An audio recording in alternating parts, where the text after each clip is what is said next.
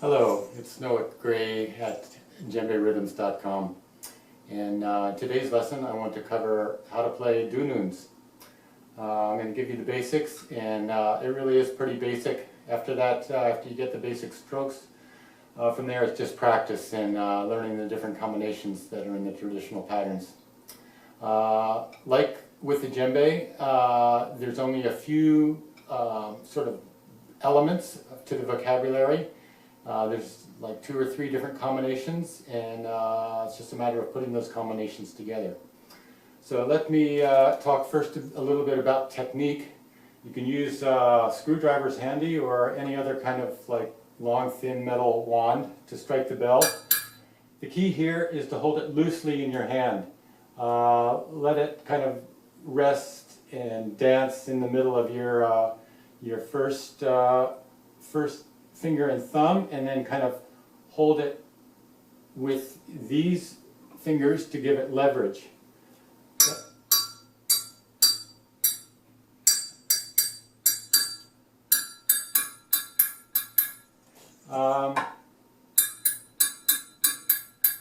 You want a loose and relaxed feel on this. At first it's going to feel stiff and awkward, and at first you're going to want to play it with your right hand, probably, as I did when I learned, because you know it's an awkward movement if you're not used to it. It's better though if you kind of make an effort to learn it with your left hand to start with if you're right-handed, because you want your stronger hand to play the stick, where it's going to take a little more effort, especially with the two different hits on the stick, the open and the mute. That takes a little more muscular effort, so it's going to be easier with your strong hand. So use your weak hand, get used to it, and in time it will feel natural and automatic and not a problem to play that higher speed bell action with your weaker hand. That's just the timekeeper, and then you play the more variations with your stick hand, but those are all just part of the patterns. So I'm going to go over those, the more elementary combinations. And actually all the rhythms for Dunun and sangban and Dunun ba, for kenkeni, the small drum, sangban, the middle-sized Dunun, and Dunun ba, which means big Dunun, the big Dunun drum. They're all following these same patterns. So what I'm showing you here on the sangban, you can apply to any of these. Now, I've covered the elementary guidance for how to play the bell. The open stick is your basic hit here. Just an easy, again, relaxed bounce. And then there's the mute, which is resting on the drum head, gives you a little higher note. And you need to put pressure on it, and you're going to probably tend to put effort into your elbow or your shoulder. Try to prevent that by making the action happen with your hands like this. Again, these fingers putting the leverage. That's going to be much easier in the long run. So, like that, see? I'm not going like this, like you're going to see a lot of beginners do, trying to spear a hole in the drum. Just rest it again, and now you can hear the difference too. That's all there is to it.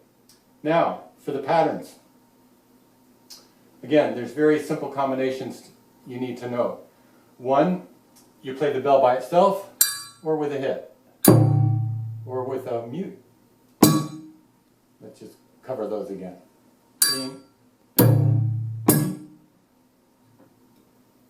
Simple.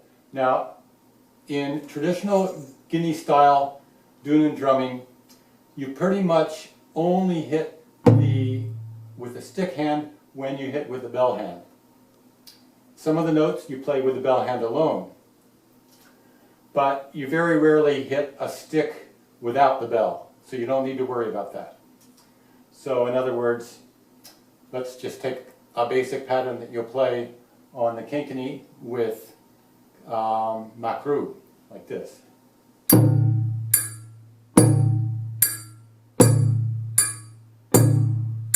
Together, bell, together, bell, together, bell.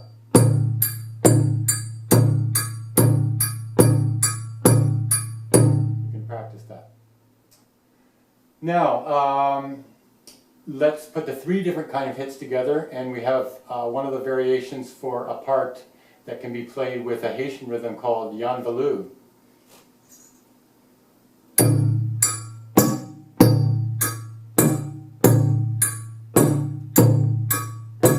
Open, bell, mute, open, bell, mute, open, bell, mute, open, bell, mute.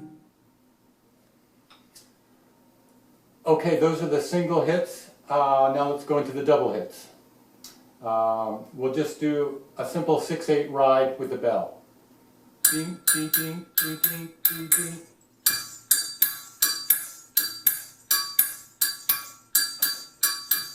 One and two and three and four. Now, we'll take a simple pattern adding an open note with the pulse on the 1, 2, the 1 and the 3. And that's a kenkeni part for Mendiani, like this. 1 and 2 and 3 and 4 and 1 and 2 and 3 and 4 and 1 and 2 and 3 and 4 and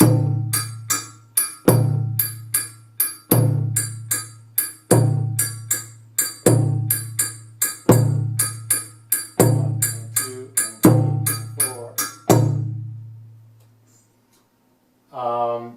That's with the open note. Let's try it again. We'll play on the pulse every time with the stick, with a mute this time. And it's the second one of the pairs. Let's review. There's two different kinds of double notes. Like this. Sorry, three. One with the bell only. One with the open note on the second, like this. If you played it every time, it would go like this.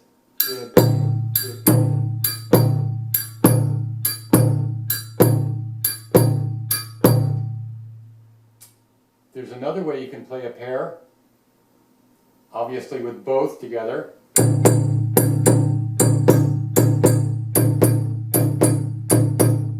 Or with only the first of the pair. In fact, that's a traditional part for Sorsornet. Let's roll it over a few times.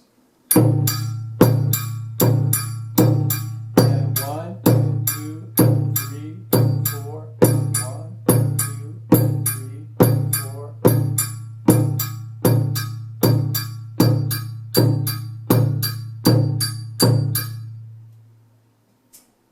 Now let's go back to playing the mute on every pulse, and that would be the sangban, the first line in Bolokonondo, which is like an 8-bar sequence. It's quite complicated, which makes it quite interesting and beautiful. But since this is a beginner's lesson, we'll just do the first line, which is like this.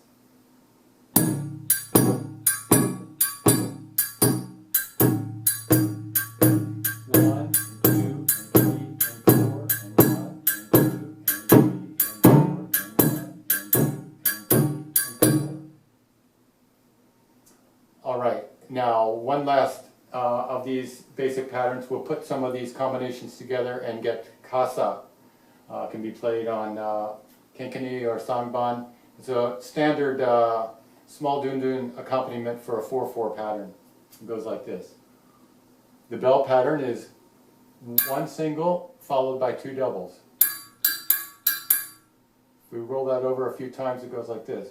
Ding, ding, ding, ding, ding, ding, ding, ding, ding, ding. 1, 1, 1, 3, 1, 3, 1, 3. Again with the beats. 1, 1. That's a single. It's a double, and it's a double with a mute on the second. Again, 1. Strung together, it sounds like this.